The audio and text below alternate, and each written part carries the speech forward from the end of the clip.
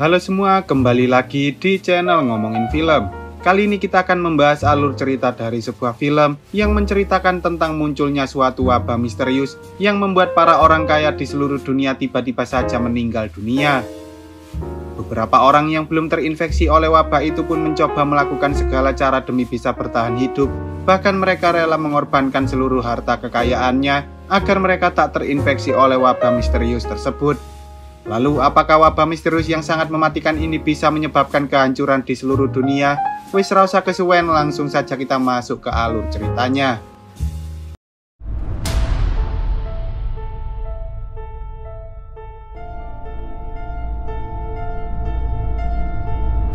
Film ini bermula ketika dunia yang sangat kita cintai ini mulai tumbuh menjadi dunia modern, di mana tingkat sosial seseorang dapat dinilai dari barang-barang branded berharga tinggi apa saja yang mereka gunakan, mulai dari pakaian, perhiasan, jam tangan, gadget, kendaraan, hingga makanan dan minuman yang sering mereka konsumsi setiap hari.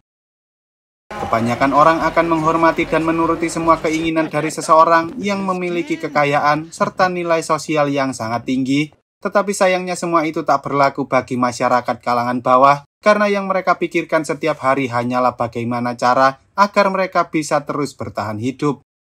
Scene kemudian beralih ke seorang wanita ambisius dan kaya raya yang bekerja di dunia perfilman bernama Laura Palmer, ketika ia sedang mendengarkan ide-ide naskah dari beberapa penulis pemula yang baru saja memulai karir mereka. Entah mengapa ia merasa bahwa kebanyakan naskah itu terlihat sangat membosankan, namun sebagai seseorang yang profesional, Laura berusaha untuk tetap memuji karya-karya mereka sambil memberikan senyuman.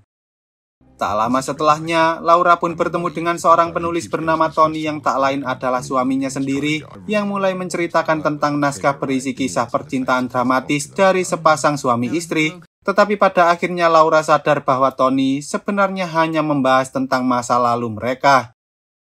Tampaknya Tony dan Laura kini sedang dalam proses perceraian, di mana di sana Tony berusaha meminta maaf karena ia ingin memperbaiki hubungan pernikahan mereka. Namun Laura justru menolak karena alasan ia ingin berpisah, yaitu gara-gara Tony sendiri yang memiliki kecanduan terhadap minuman jahat hingga ia mengabaikan istri dan juga putrinya begitu saja.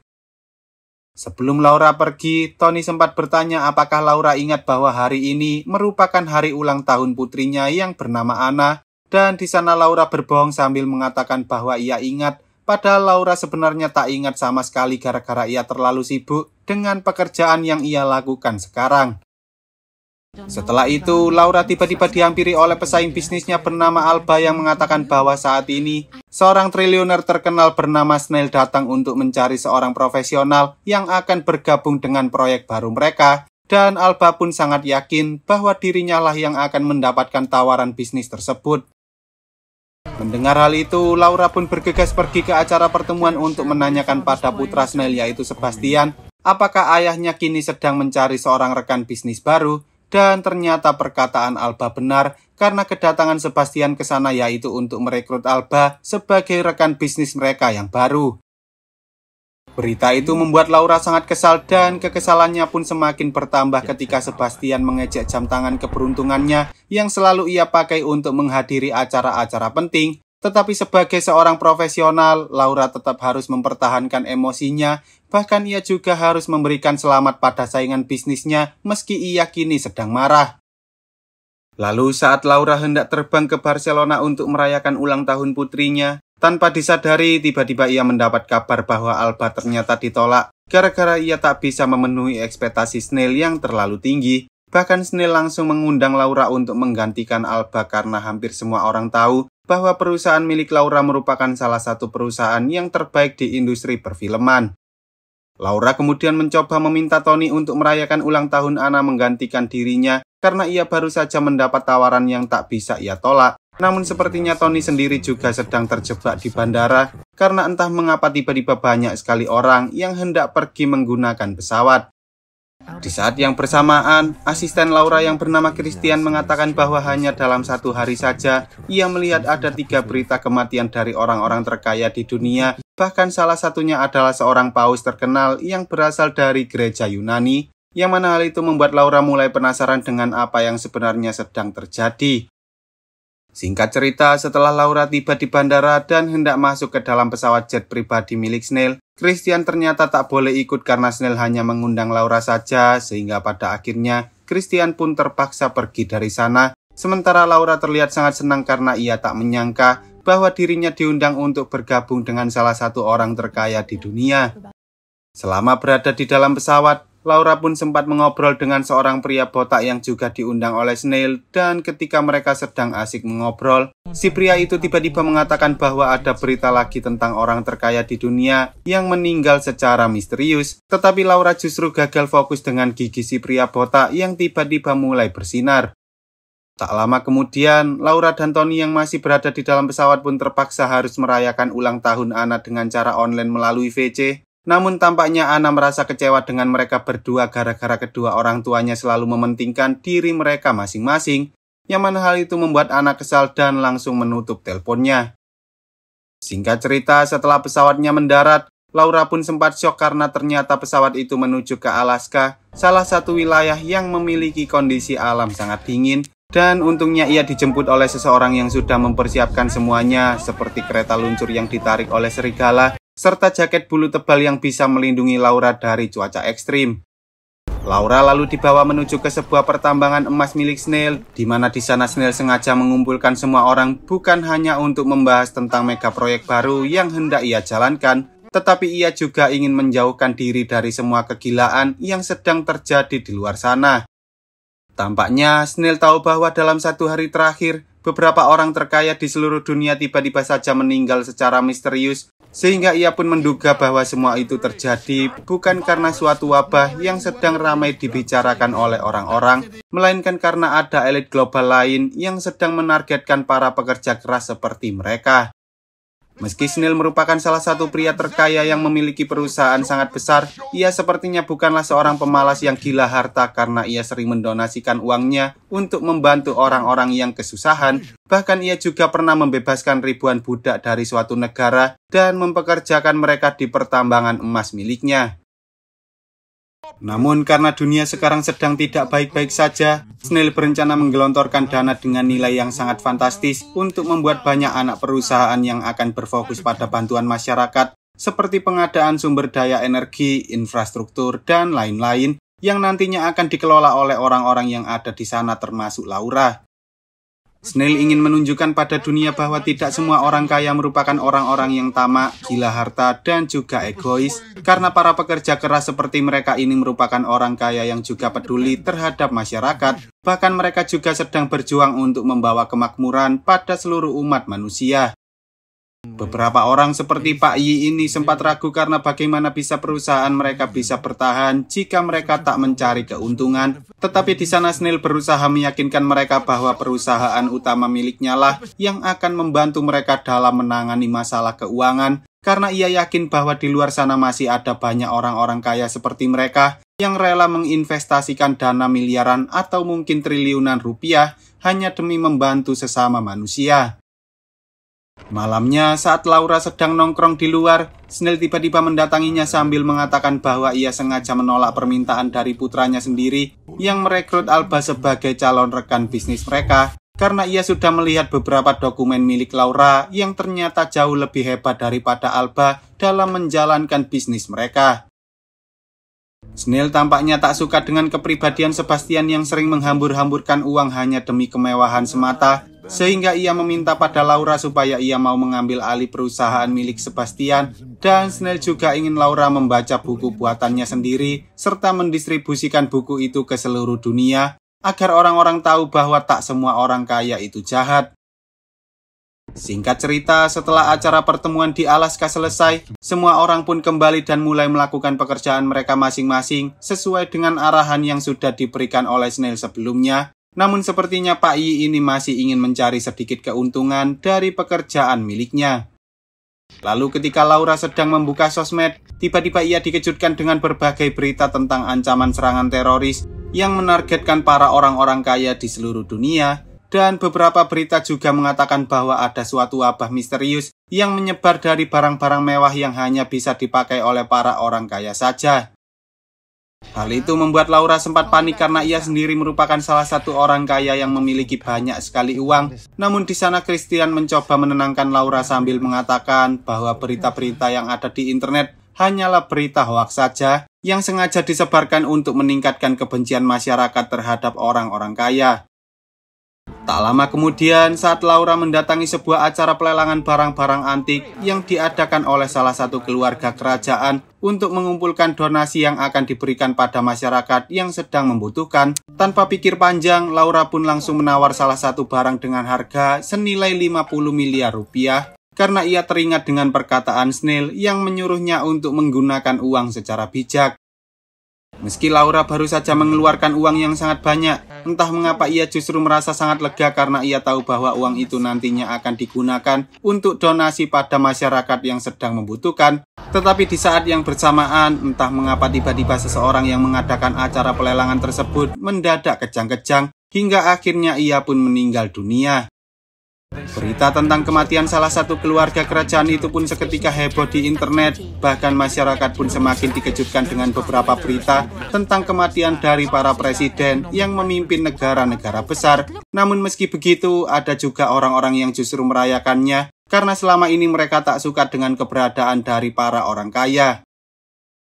Saat Laura mencoba datang ke perusahaan milik Sebastian, entah mengapa para karyawan yang ada di sana terlihat sangat panik dan ternyata semua itu terjadi gara-gara Sebastian kini sedang marah-marah di dalam ruangannya karena ia baru saja dipecat oleh ayahnya sendiri dan perusahaan itu pun kini diserahkan pada Laura. Sebastian tak menyangka bahwa ayahnya tega melakukan hal ini padanya hanya karena isu tentang wabah misterius yang sedang menyebar di kalangan orang kaya. Tetapi ketika Sebastian sedang ngomel-ngomel pada Laura, Laura pun menyadari bahwa gigi Sebastian terlihat bersinar sama seperti si pria botak di pesawat yang beberapa hari sebelumnya meninggal secara misterius. Setelah kejadian itu, Laura meminta Christian untuk memesankan pesawat agar ia bisa pergi ke Barcelona untuk menemui putrinya. Namun Christian mengatakan bahwa pemerintah telah membatalkan seluruh penerbangan yang ada di kota itu, sehingga Laura pun meminta Christian untuk mencarikan penerbangan lain seperti helikopter atau mungkin jet pribadi, tak peduli meski biayanya sangatlah mahal. Selagi Laura pulang ke rumah untuk mengambil barang-barang miliknya, ia melihat bahwa kekacauan kini sedang terjadi di seluruh kota, di mana di sana orang-orang mencoba mengusir para orang kaya dari kota tersebut. Karena mereka takut jika isu tentang wabah yang sedang menyebar di kalangan orang kaya akan menyebar ke masyarakat lainnya. Tampaknya isu tentang wabah misterius itu membuat Laura menjadi sangat ketakutan, bahkan ia sering mengecek giginya sendiri untuk memastikan bahwa ia tak memiliki gigi bersinar yang mungkin menjadi salah satu tanda bahwa orang itu sedang terinfeksi oleh wabah misterius.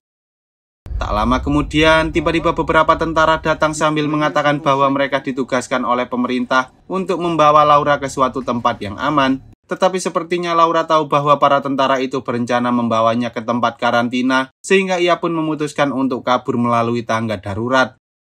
Laura lalu mendapat kabar dari Christian yang mengatakan bahwa ia telah memesan sebuah tiket penerbangan, dan saat Laura mendatangi tempat yang diberikan oleh Christian, ternyata di sana sudah ada banyak sekali orang kaya yang rela meninggalkan mobil serta barang-barang mewah milik mereka demi bisa pergi dari kota tersebut.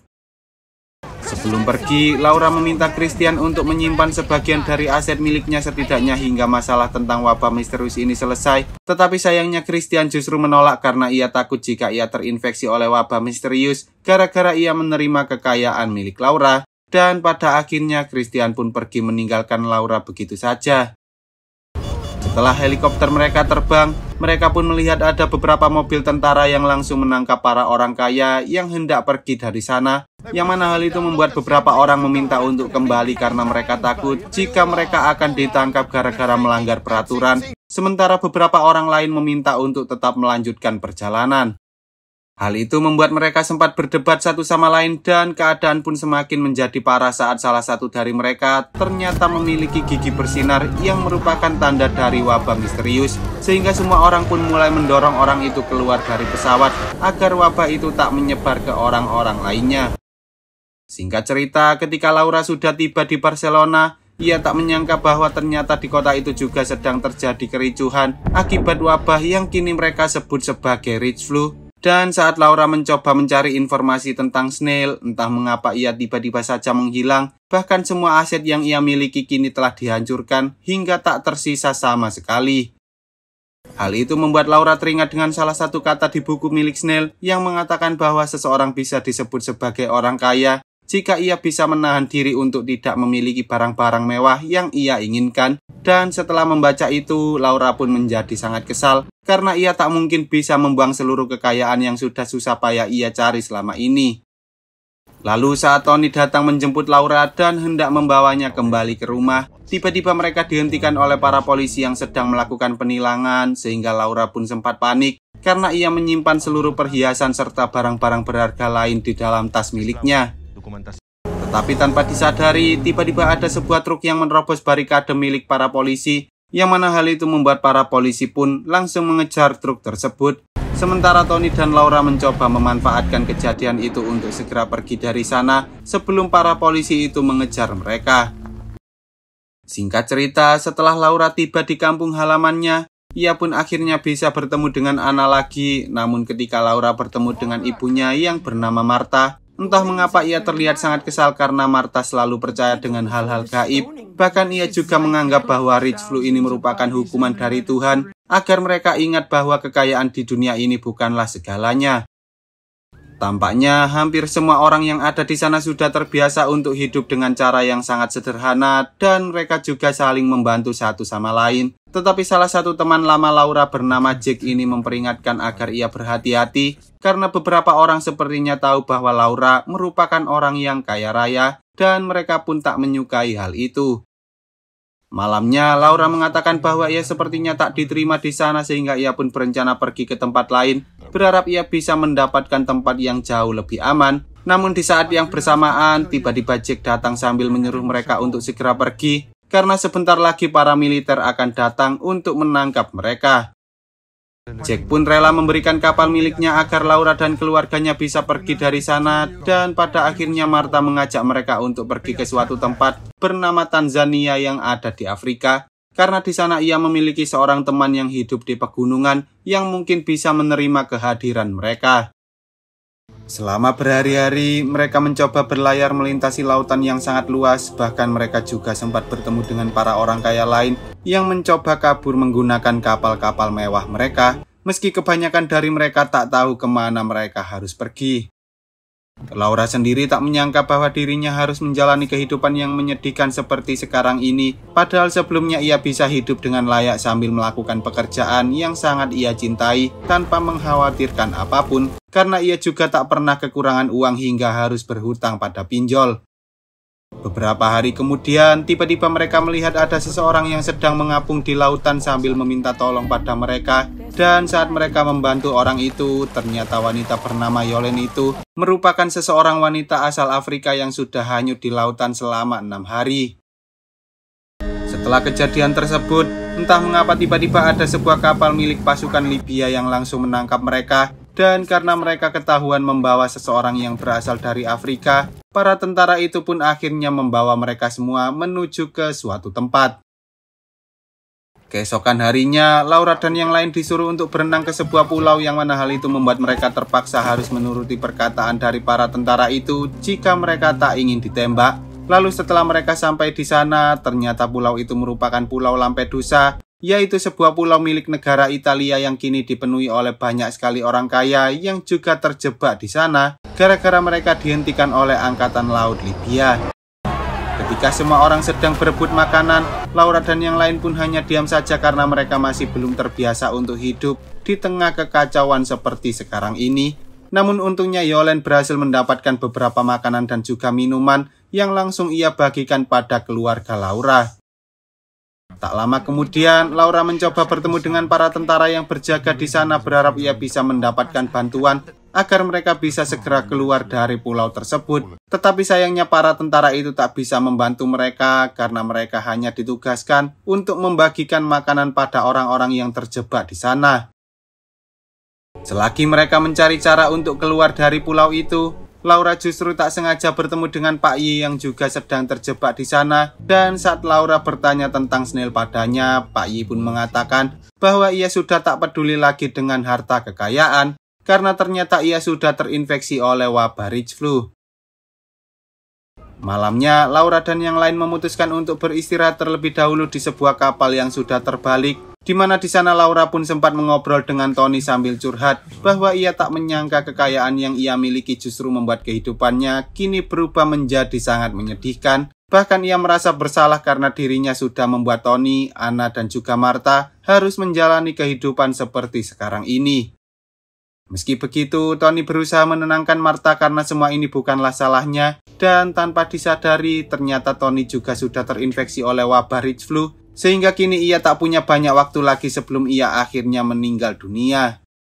Melihat hal itu, Laura pun bertanya sejak kapan Tony menjadi sangat kaya raya padahal ia sudah lama tak mendapatkan tawaran pekerjaan sebagai seorang penulis film, dan ternyata alasan mengapa Tony terinfeksi oleh wabah Rich Flu yaitu gara-gara ia menandatangani surat pemindahan aset milik Laura.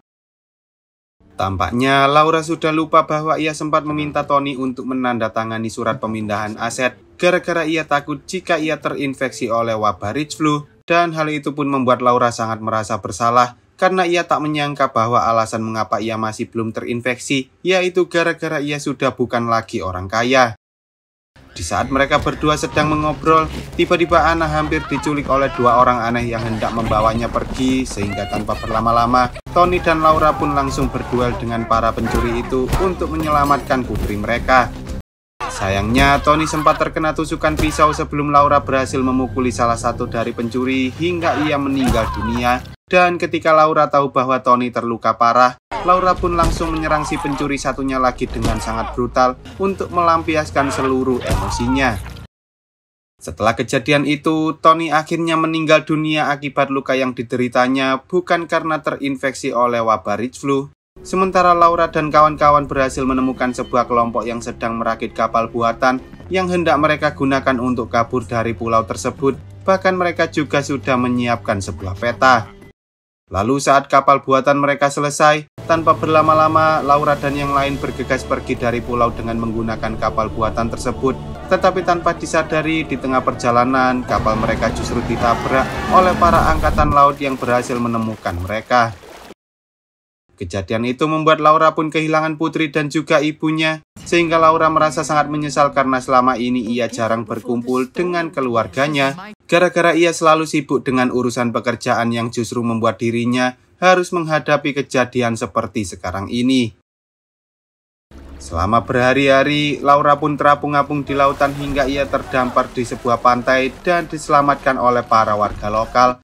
Namun ketika Laura melihat ada beberapa tentara yang datang, tanpa berlama-lama ia pun bergegas pergi dari sana, dan untungnya ia bertemu dengan seorang wanita baik hati yang mau memberikan pakaian muslim miliknya agar Laura bisa menyamar sebagai seorang ukti. Dengan menggunakan peta yang sudah dibagikan sebelumnya, Laura akhirnya berhasil menemukan keberadaan Anna dan Yolen yang ternyata masih hidup, tetapi sayangnya Martha kini sudah meninggal dunia karena ia terluka parah, sehingga Laura terpaksa harus merelakan kepergian ibunya.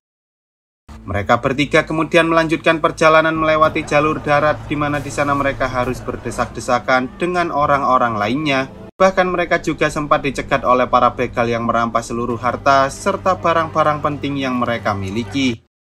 Meski mereka sudah tak punya apa-apa, Laura dan yang lain tetap harus berjuang demi bisa bertahan hidup, dan setelah mereka berjalan selama berhari-hari, mereka akhirnya berhasil menemukan sebuah desa yang dibangun oleh sekumpulan orang kaya yang kini memilih untuk melanjutkan hidup dengan cara sederhana.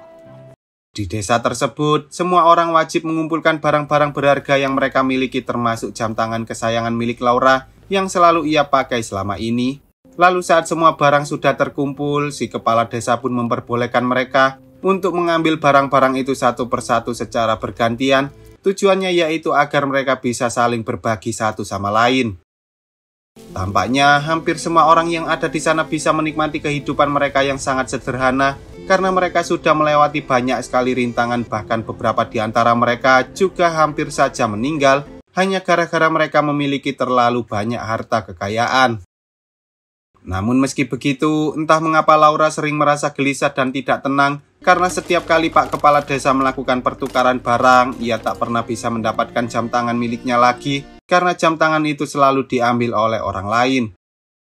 Suatu hari, Laura mencoba membersihkan sebuah kerang dan membuatnya menjadi sangat mengkilap, layaknya perhiasan mewah. Dan ketika ia melihat seseorang yang membawa jam tangannya pergi tanpa berlama-lama, Laura pun langsung menghampiri orang itu untuk mengajaknya bertukar dengan kerang mengkilap miliknya.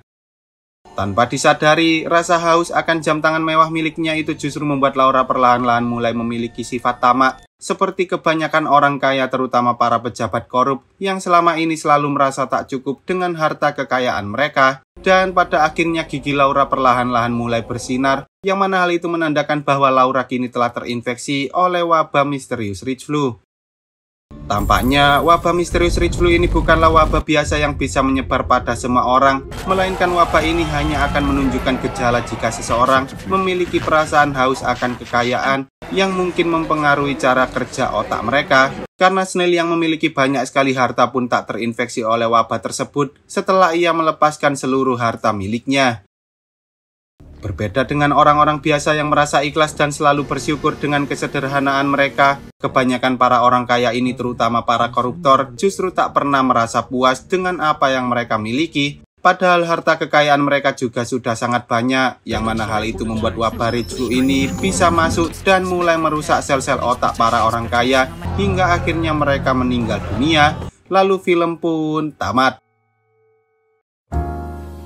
Dari film ini, kita bisa belajar bahwa harta kekayaan hanyalah suatu nikmat duniawi saja yang belum tentu bisa membawa kita pada kebaikan, sehingga kita harus bijak dalam menyikapinya dan kita juga tidak boleh menyombongkannya pada orang lain. Tak hanya itu, kita juga harus bersyukur dengan segala yang kita miliki karena jika kita selalu melihat orang yang berada di atas kita, maka kita tak akan pernah merasa puas, bahkan hal itu bisa membuat kita melakukan segala cara demi bisa mendapatkan apa yang kita inginkan, salah satunya yaitu mengambil hak milik orang lain. Oke lah, sekian dulu untuk video kali ini, semoga kalian semua terhibur. Jangan lupa untuk support channel ini dengan cara klik tombol subscribe lalu nyalakan loncengnya, agar kalian tidak ketinggalan dengan video-video terbaru dari channel ini. See you on the next video dan sampai jumpa.